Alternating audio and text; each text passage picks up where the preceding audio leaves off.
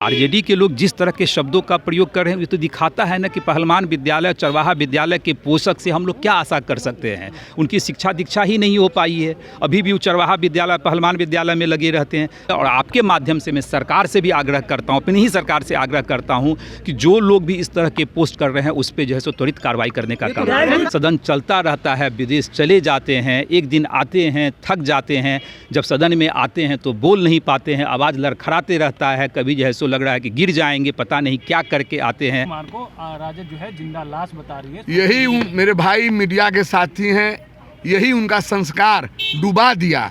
Civil court को लगातार धमकी मिल रही है, आरजेडी के लोग कह रहे हैं बीजेपी के लोगों का हाथ है इस तरह से। उसका उनका संस्कार ही धमकी वाला है, आज नया बात नहीं है, इसलिए वो जीरो पर आउट हो रहे दिन प्रतिदिन। नमस्कार, आप बोले भारत देख रहे हैं, मैं हूँ आपके साथ कमलेश। इन दिनों जो है सोशल मीडिया पे जेडीयू और आरजेडी के बीच जंग छिड़ी हुई है और शब्द की मर्यादा तार तार हो रही है।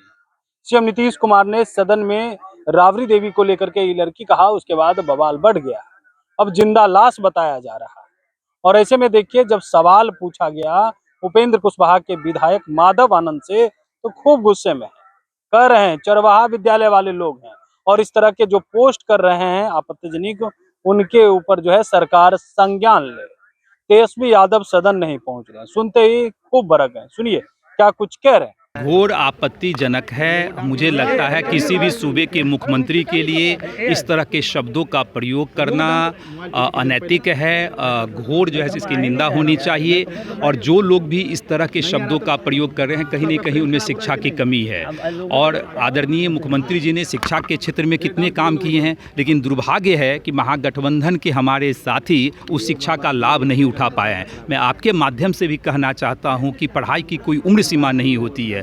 अगर पढ़ने की जिज्ञासा हो तो अभी पढ़ाई लिखाई कर लें, शब्दों की मर्यादा को समझें। किसी भी मुख्यमंत्री के लिए इस तरह के शब्दों का प्रयोग करना कतई उचित नहीं है। और आपके माध्यम से मैं सरकार से भी आग्रह करता हूं, अपनी ही सरकार से आग्रह करता हूं कि जो लोग भी इस तरह के पोस्ट कर रहे हैं उस पर जो है सो त्वरित कार्रवाई करने का काम कर रही है लेकिन कह रहे हैं कि नीतीश कुमार भी तो अपनी मर्यादा भूल गए हैं। नीतीश कुमार जी हमेशा मर्यादा में रह के ही अपनी बातें करते हैं। कोई ऐसा आप चीज़ बता दीजिए जो आदरणीय नीतीश कुमार जी ने घोर अनैतिक शब्दों का प्रयोग कर लिया है।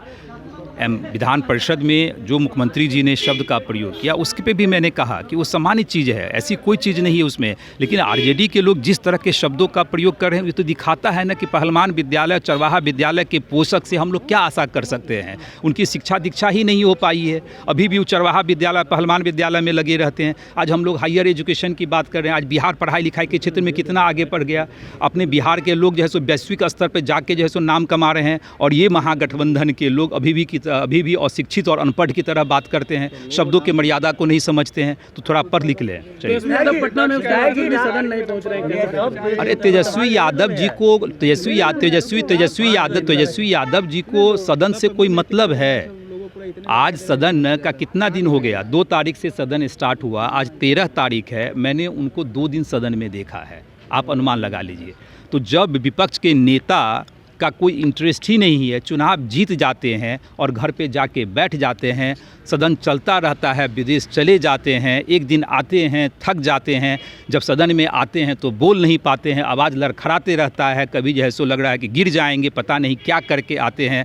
तो स्वाभाविक है जिसके नेता ऐसे हों तो उनके जो आसपास के लोग हैं उससे हम लोग क्या आशा कर सकते हैं। कुमार को राजद जो है जिंदा लाश बता रही है। यही मेरे भाई मीडिया के साथी हैं, यही उनका संस्कार डुबा दिया।